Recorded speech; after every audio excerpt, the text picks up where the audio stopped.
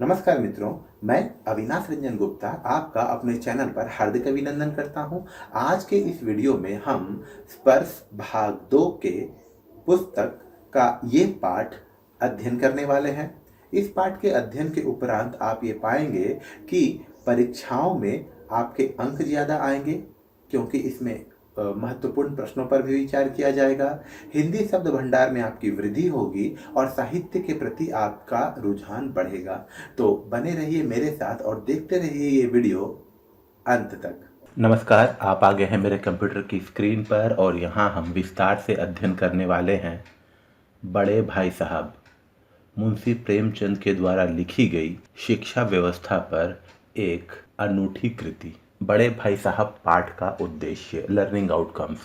इस पाठ को पढ़ने के बाद हम इन बिंदुओं से परिचित हो सकेंगे। पहला, शिक्षा व्यवस्था की खामियों के बारे में अर्थात कमियों के बारे में या लूप होल्स के बारे में जान पाएंगे। बुद्धि के विकास पर जोर। शिक्षा का मूल उद्देश्य होना चाहिए बुद्धि का विकास, डेवलपमेंट ऑफ माइंड। यही शिक्षा का मुख्य उद्देश्य होना चाहिए। इस बात से भी हम लोग अवगत हो सकेंगे। पुस्तक के ज्ञान की अपेक्षा सांसारिक ज्ञान का मूल्य। यहाँ पर दो प्रकार के ज्ञान का तुलनात्मक अध्ययन किया गया है। पहला है बुकिश नॉलेज, किताबों का ज्ञान, और दूसरा है सांसारिक ज्ञान। दोनों की अपनी अपनी जगह पर अपनी अपनी वैल्यू है, अपना अपना महत्व है। लेकिन यहाँ पर बड़े भाई साहब ने ये प्रमाणित कर दिया है कि सांसारिक ज्ञान का मूल्य जो है वो पुस्तक के ज्ञान से कहीं अधिक है। शिक्षा में प्रचलित रटंत पद्धति पर आलोचना।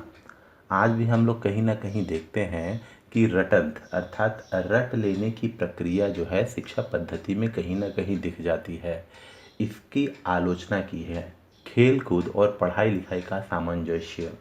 एक समय था जब कहा जाता था कि पढ़ोगे, लिखोगे, बनोगे नवाब, खेलोगे, कूदोगे, होगे खराब। लेकिन आज के दौर में हम लोग देखें तो पढ़ाई लिखाई के साथ साथ खेल कूद की भी बहुत आवश्यकता है। एक हमारा मानसिक डेवलपमेंट करवाता है तो दूसरा शारीरिक डेवलपमेंट करवाता है। इसीलिए इन दोनों में सामंजस्य होना बहुत आवश्यक है। अब बात करते हैं हम लोग लेखक परिचय के बारे में। तो बड़े भाई साहब पाठ के लेखक का नाम है मुंशी प्रेमचंद। इनका जन्म 31 जुलाई 1880 को बनारस के करीब लम्ही नामक गांव में हुआ था। पहले ये उर्दू में लिखा करते थे और उर्दू की इनकी एक रचना थी शोजे वतन, जिसे अंग्रेज सरकार ने जब्त कर लिया। इसके बाद फिर स्कूल में मास्टरी की, इंस्पेक्टरी की, मैनेजरी की, ठीक है। इसके बाद इन्होंने एडिटर या संपादन का भी काम किया। मुंबई नगरी में आए, फिल्मों की जगत में भी इन्होंने कुछ काम किया और अंत में फिर इन्होंने राइटिंग को ही अपना करियर चुना और मुंशी प्रेमचंद के नाम से पुनः लिखने लगे हिंदी में। और इनकी कुछ ये प्रमुख रचनाएं हैं और मंगलसूत्र जो इनकी रचना है वो अपूर्ण है। इसे लिखने के दौरान ही इनकी मौत हो गई थी। आप ये फ़ोटो देख सकते हैं, ये मुंशी प्रेमचंद की फ़ोटो है उनके जीवन के अंतिम समय की। पाठ की पृष्ठभूमि, बैकग्राउंड ऑफ दिस स्टोरी। देखिए, सबसे पहले इस स्टोरी को समझे उससे पहले हम लोगों को कुछ ऐसे व्यक्तियों के बारे में जान लेना बहुत आवश्यक है जिसकी वजह से मुंशी प्रेमचंद मजबूर हुए इस कहानी को लिखने के लिए।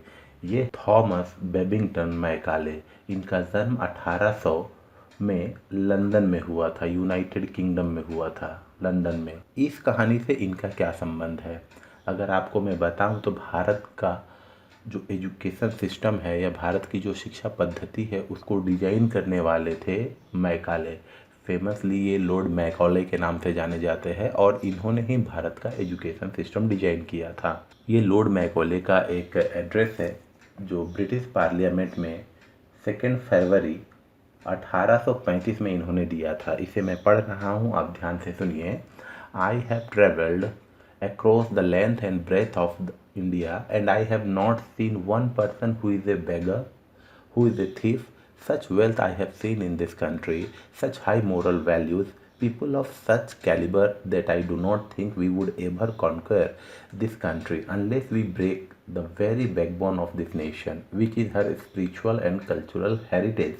And therefore, I propose that we replace her old and ancient education system, her culture, for if the Indians thinks that all that is foreign and English is good and greater than their own, they will lose their self-esteem, their native culture, and they will become what we want them, a truly dominated nation. इसका मतलब ये हुआ कि Lord Macaulay ने भारत के पूर्व पश्चिम उत्तर दक्षिण सभी तरफ यात्रा की और पाया कि भारत में एक भी भिखारी नहीं है, भारत में एक भी चोर नहीं है, भारत में बहुत धन है, भारतीय लोगों के पास बहुत अच्छे नैतिक मूल्य हैं, बहुत चालाकी और समझदारी है और इन्हें लगता है कि इस स्थिति में हम लोग भारत पर कभी भी कब्जा या आधिपत्य नहीं जमा सकते। अगर हम लोगों को भारत पर आधिपत्य जमाना है तो सबसे पहले हम लोगों को उनका आध्यात्मिक, उनका सांस्कृतिक कल्चर, उनकी एजुकेशन सिस्टम को तबाह करना होगा और उन्हें ये यकीन दिलाना होगा कि उनकी भाषा, उनकी कल्चर से, उनके संस्कृति से इंग्लिश भाषा और इंग्लिश संस्कृति कहीं श्रेयस्कर है। तब जाकर वो अपना आत्मसम्मान खो देंगे और भारत एक डोमिनेटेड कंट्री बन जाएगा। और इस तरीके से फिर क्या होता है, लॉर्ड मैकॉले भारत का एजुकेशन सिस्टम डिजाइन करते हैं और आप देखिए उस एजुकेशन सिस्टम के तहत आज भी कोई एंटरप्रेन्योरशिप, बिजनेस या कुछ बड़ा काम करने की नहीं सोचता। सब यही सोचते हैं कि कैसे भी मुझे एक अच्छी जॉब मिल जाए। जबकि चाइना हम लोगों से आबादी में कहीं ज़्यादा है, बावजूद इसके वो हम लोगों से अच्छा स्तर का जीवन व्यतीत करता है। वो देश भी डेवलप में ही आ जाता है और वहाँ से हम लोग बहुत सारे सामान आयात करते हैं, अर्थात इंपोर्ट करते हैं, क्योंकि वो सोचते हैं कि हम लोग कुछ एक्स्ट्रा करें, कुछ एंटरप्रेन्योरशिप करें, कुछ ईजाद करें, लोगों को जॉब दे। लेकिन भारतीय लोगों की मानसिकता ये है कि वो खुद जॉब करना चाहते हैं। और दूसरी बात, हम लोग अपनी भाषा को तवज्जो ना देकर अंग्रेजी भाषा को तवज्जो देते हैं, लेकिन चीन में या जापान में ऐसा नहीं होता। वो लोग अपनी भाषा को तवज्जो या प्रायोरिटी देते हैं। यही कारण है कि चीन और जापान या और दूसरे देश जो अपनी भाषाओं को बहुत ही प्राधान्यता देते हैं, हम लोगों से कहीं आगे हैं। अब हम लोग आते हैं इस पाठ के पात्र परिचय पर। देखिए, मुख्य रूप से इस पाठ में दो ही पात्र हैं। एक है बड़ा भाई जिनकी उम्र 14 साल है और ये क्लास 9 में पढ़ते हैं, बड़े ही अध्ययनशील हैं। छोटा भाई है, इनकी उम्र 9 साल है और ये क्लास 6 में है। बुक में 5 लिखा हुआ है लेकिन आप 6 मानिए।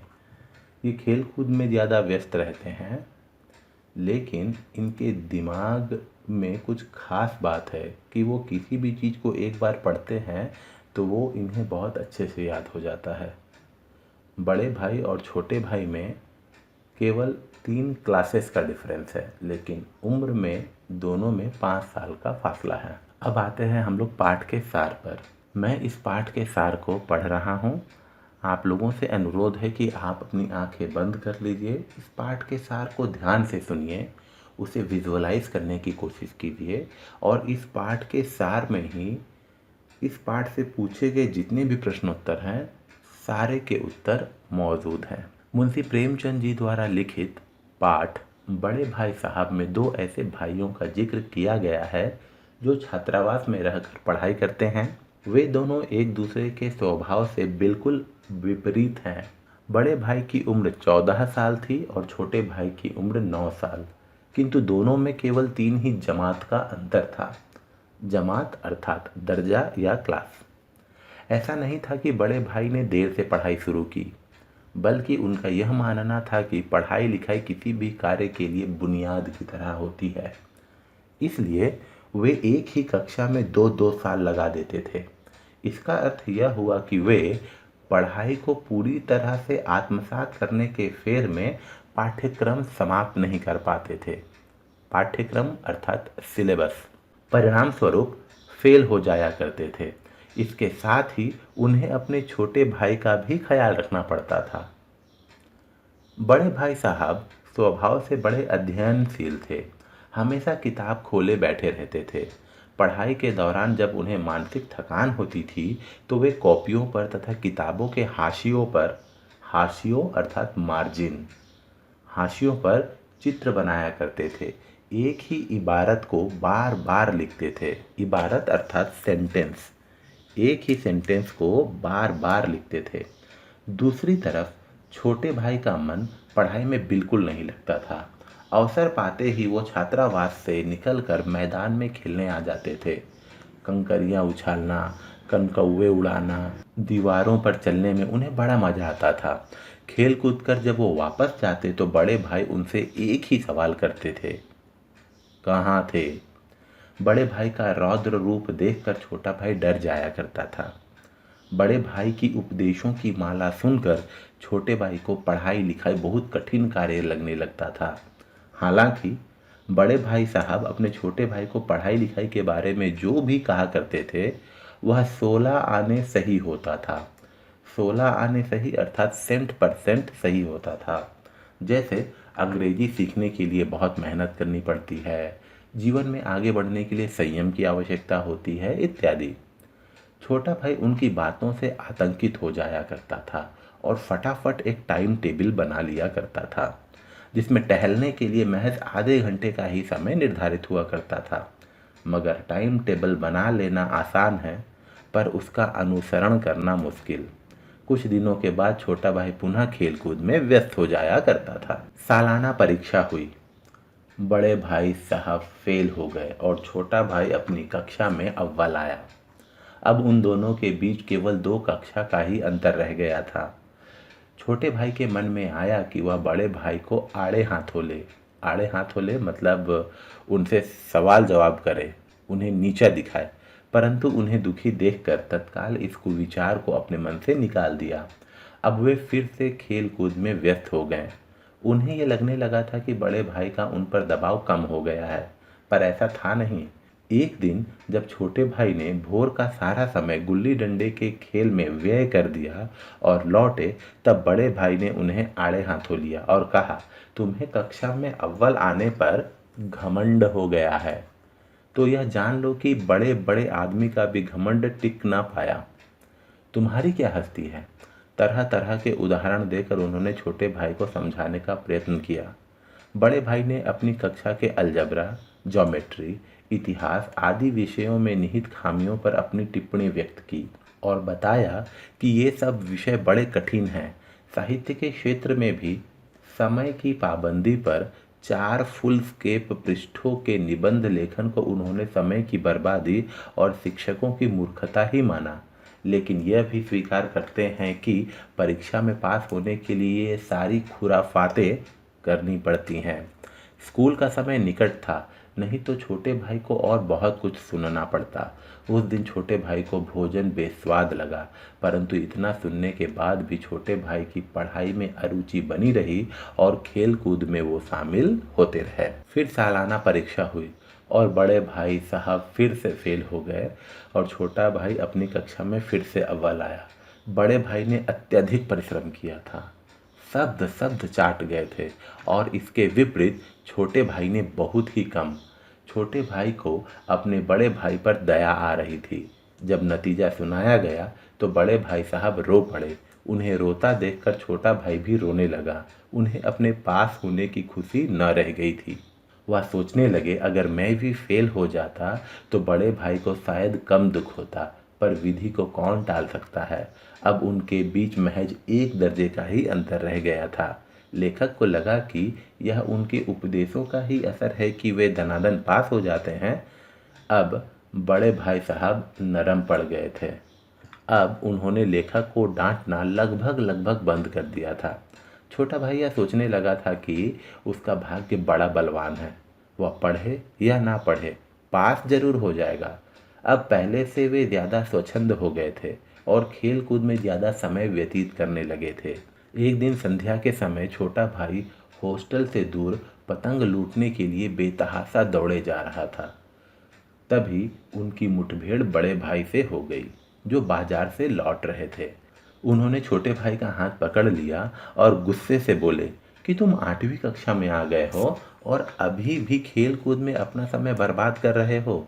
एक ज़माना था कि लोग 8वां दर्जा पास करके नायब तहसीलदार हो जाते थे।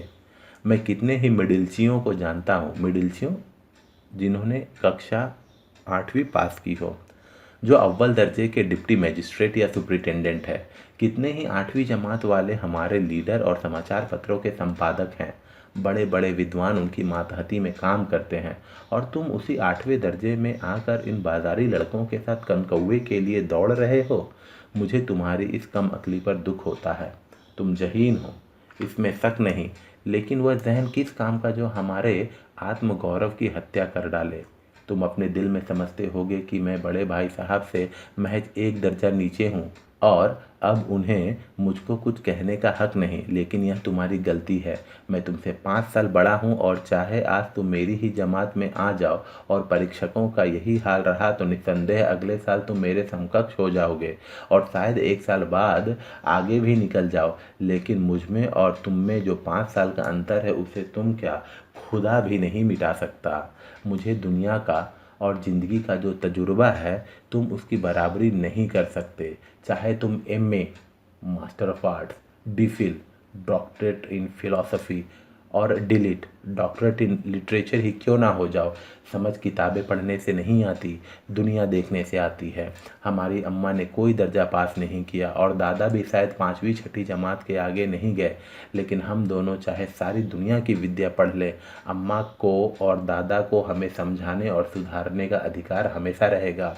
केवल इसलिए नहीं कि वे हमारे जन्मदाता हैं, बल्कि इसलिए कि उन्हें दुनिया का हमसे ज़्यादा तजुर्बा है और रहेगा। भगवान न करे आज मैं बीमार हो जाऊं तो तुम्हारे हाथ पांव फूल जाएंगे। दादा को तार देने के सिवा तुम्हें कुछ ना सूझेगा, लेकिन तुम्हारी जगह दादा हो तो किसी को तार ना दें, ना घबराएं, ना बदहवास हो। पहले खुद मर्ज पहचान कर इलाज करेंगे, उसमें सफल ना हुए तो किसी डॉक्टर को बुलाएंगे। बीमारी तो खैर बड़ी चीज़ है, हम तुम तो इतना भी नहीं जानते कि महीने भर का खर्च महीना भर कैसे चले। जो कुछ दादा भेजते हैं उसे हम 20-22 तक खर्च कर डालते हैं, और फिर पैसे पैसे को मोहताज हो जाते हैं। नाश्ता बंद हो जाता है, धोबी और नाई से मुंह चुराने लगते हैं। लेकिन जितना आज हम और तुम खर्च कर रहे हैं, उसके आधे में दादा ने अपनी उम्र का बड़ा भाग इज्जत और नेकनामी के साथ निभाया है, और कुटुंब का पालन किया है, जिसमें सब मिलकर 9 आदमी थे। अपने हेडमास्टर साहब को ही देखो, एमए हैं, यहाँ के नहीं, एमए ऑक्सफोर्ड के। 1000 रुपये पाते हैं, लेकिन उनके घर का इंतज़ाम कौन करता है? उनकी बूढ़ी माँ। हेडमास्टर साहब की डिग्री यहाँ बेकार हो गई। पहले खुद घर का इंतज़ाम करते थे, खर्च पूरा ना पड़ता था, कर्जदार रहते थे। जब से उनकी माताजी ने प्रबंध अपने हाथ में लिया है, जैसे घर में लक्ष्मी आ गई है। तो भाईजान, यह गरूर दिल से निकाल डालो कि तुम मेरे समीप आ गए हो और अब स्वतंत्र हो। मेरे देखते तुम बेराह न चल पाओगे। अगर तुम यूँ ना मानोगे तो थप्पड़ दिखाकर वो छोटे भाई साहब को कहते हैं, मैं इसका भी प्रयोग कर सकता हूँ। मैं जानता हूँ तुम्हें मेरी बातें जहर लग रही हैं।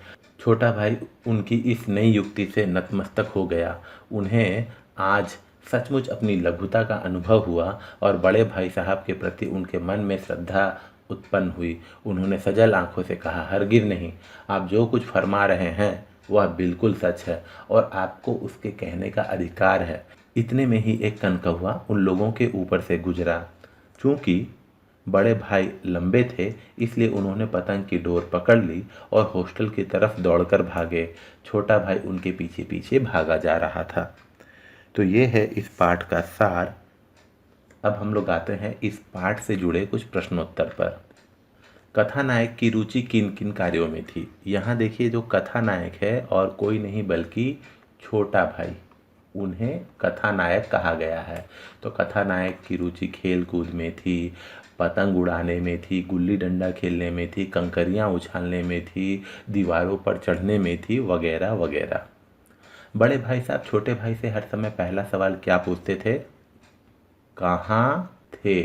ये उनका पहला सवाल होता था। दूसरी बार पास होने पर छोटे भाई के व्यवहार में क्या परिवर्तन आया? दूसरी बार पास होने पर छोटे भाई के व्यवहार में बहुत बड़ा परिवर्तन आया। उसने बड़े भाई साहब की नरमी का अत्यधिक लाभ उठाया, अधिक स्वच्छंद हो गया और खेल कूद में ज़्यादा समय बिताने लगा।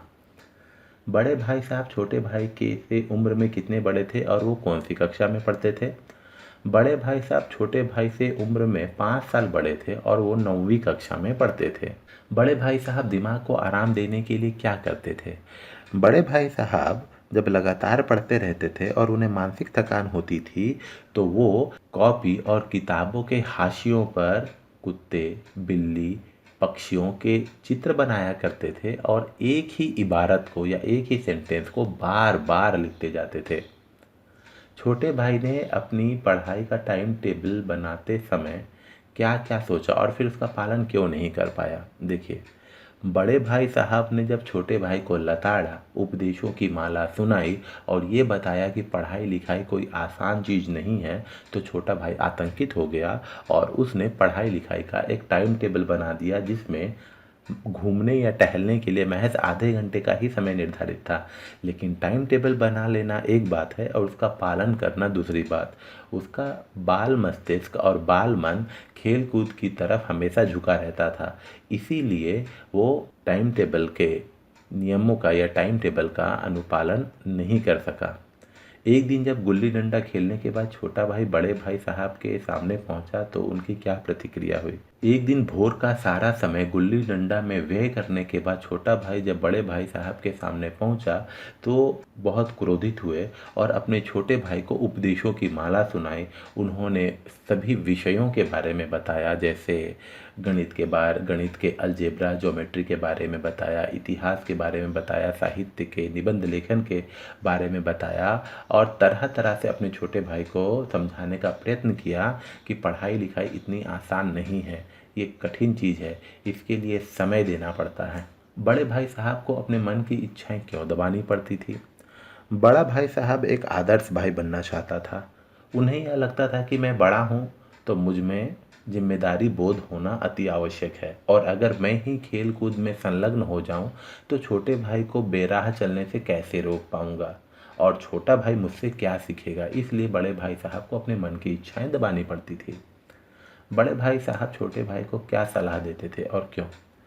बड़े भाई साहब छोटे भाई को पढ़ाई लिखाई करने की सलाह देते थे और उनका मानना था कि पढ़ाई लिखाई किसी भी क्षेत्र में बुनियाद की तरह काम करती है, इसीलिए पढ़ाई लिखाई बहुत ज़रूरी है और पढ़ाई लिखाई का मूल उद्देश्य होना चाहिए बुद्धि का विकास, डेवलपमेंट ऑफ माइंड। छोटे भाई ने बड़े भाई साहब के नरम व्यवहार का क्या फ़ायदा उठाया? छोटे भाई ने बड़े भाई साहब के नरम व्यवहार का फ़ायदा यह उठाया कि वो खेल कूद में ज़्यादा समय डिवोट करने लगे। पढ़ाई लिखाई में उनकी रुचि धीरे धीरे कम होती गई, वो अधिक स्वच्छंद हो गए। बड़े भाई की स्वभावगत विशेषताएं बताइए। अगर स्वभावगत विशेषताओं की बात करें तो बड़े भाई साहब बड़े अध्ययनशील थे। दिन भर किताबें खोले बैठे रहते थे। उन्हें दुनियादारी की अच्छी समझ थी। वे अनुभव से भरपूर थे। उनका मानना था कि पढ़ाई लिखाई जीवन का आधार है, इस मामले में थोड़ी सी भी ढिलाई नहीं बरतनी चाहिए। दूसरी बात, बड़े भाई साहब की सहज बुद्धि बड़ी तीव्र थी। सहज बुद्धि अर्थात कॉमन सेंस बहुत तीव्र थी। वो चीज़ों को बहुत जल्दी भांप जाया करते थे। बड़े भाई की डांट फटकार अगर न मिलती तो क्या छोटा भाई कक्षा में अव्वल आता? अपने विचार प्रकट कीजिए। मेरे हिसाब से बड़े भाई साहब की डांट फटकार अगर न मिलती तो छोटा भाई अपनी कक्षा में अव्वल नहीं आता। बड़े भाई साहब की डांट फटकार की वजह से छोटा भाई कुछ समय तो पढ़ाई किया करता था, लेकिन वो जितने समय भी पढ़ाई किया करता था वो उसे बहुत अच्छे से समझ जाया करता था और कॉन्सेप्ट या धारणाएं उसे अच्छे से समझ आ जाती थी। लकीली जो वो पढ़ा करता था वही एग्ज़ाम में आ जाया करता था, इसीलिए वो अपनी कक्षा में अव्वल आता था। तो बड़े भाई साहब की डांट फटकार के कारण ही उस पर एक प्रतिबंध लगा रहता था कि पढ़ाई लिखाई भी तो करनी है, मन करे या ना करे, पढ़ना तो ज़रूरी है। इसीलिए बड़े भाई साहब की डांट फटकार अगर ना मिलती तो छोटा भाई कक्षा में अव्वल नहीं आता। इस पाठ में लेखक ने समूची शिक्षा के किन तौर तरीकों पर व्यंग्य किया है? क्या आप उनके विचार से सहमत हैं? जी हाँ, मैं उनके विचारों से काफ़ी हद तक सहमत हूँ, क्योंकि उन्होंने इस पाठ में इस बात को स्पष्ट कर दिया है कि गणित के अलजेब्रा और ज्योमेट्री में आपको जो नियम कानून है उसे मानना ही पड़ेगा। और अगर आपका मन गणित या अलजेब्रा पढ़ने में नहीं लगता, बावजूद इसके आपको कक्षा 10वीं तक इसे पढ़ना ही है। ये कंपल्सरी विषय है। मैंने भी अपने मैट्रिकुलेशन में इसे पढ़ा, लेकिन जब मैंने थ्योरम पढ़ा या जब मैंने अलजेब्रा पढ़ा, उसके बाद इसकी एप्लीकेबिलिटी कहाँ है मुझे आज तक नहीं पता चला। मुझे इन विषयों में बिल्कुल रुचि नहीं थी, लेकिन मुझे मजबूरन इन विषयों को पढ़ना पड़ा।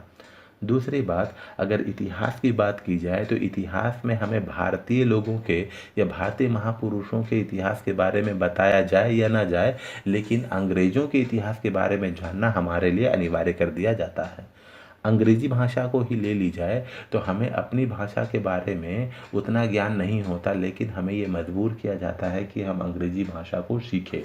तो इस तरीके से लेखक ने पाठ में निहित शिक्षा व्यवस्था तौर तरीकों पर व्यंग्य किया है। हाँ, नई एजुकेशन पॉलिसी अगर आ जाती है तो शायद ये खामियां कम हो जाएं। और हमारी एजुकेशन पॉलिसी ऐसी है कि जिसमें डिग्रियां हासिल करने के बाद अधिकतर युवाओं का यही लक्ष्य होता है कि वो एक अच्छी सी नौकरी कर ले। बड़े भाई साहब के अनुसार जीवन की समझ कैसे आती है? बड़े भाई साहब के अनुसार जीवन की समझ किताबी ज्ञान से नहीं बल्कि सांसारिक ज्ञान से आती है, अनुभव से आती है, ज़िंदगी जीने से आती है, लोगों को देखने से आती है, समझने से आती है। छोटे भाई के मन में बड़े भाई साहब के प्रति श्रद्धा क्यों उत्पन्न हुई? हमारे मन में किसी के प्रति श्रद्धा उस समय उत्पन्न होती है जब हम ये स्वीकार कर लेते हैं, हमारी आत्मा और हमारा मन जब ये मान लेता है कि जो व्यक्ति हमसे कुछ कह रहा है वो वास्तव में हमसे श्रेष्ठ है, हमसे ज़्यादा अनुभवी है और मेरा भला चाहता है। इस स्थिति में हमारे मन में उनके प्रति श्रद्धा का भाव जागता है। यहाँ पर छोटे भाई के मन में बड़े भाई के प्रति श्रद्धा इसलिए उत्पन्न होती है कि छोटा भाई जब ये विचार करता है कि बड़े भाई साहब जो भी कहते हैं वो 16 आने सही होता है और वो उनके भले के लिए ही कह रहे हैं, इसलिए उनके मन में बड़े भाई साहब के प्रति श्रद्धा उत्पन्न होती है। बड़े भाई साहब ने जिंदगी के अनुभव और किताबी ज्ञान में से किसे और क्यों महत्वपूर्ण कहा है? बड़े भाई साहब ने जिंदगी के अनुभव और किताबी ज्ञान में से किताबी ज्ञान को महत्वपूर्ण न कहकर जिंदगी के अनुभव को महत्वपूर्ण कहा है।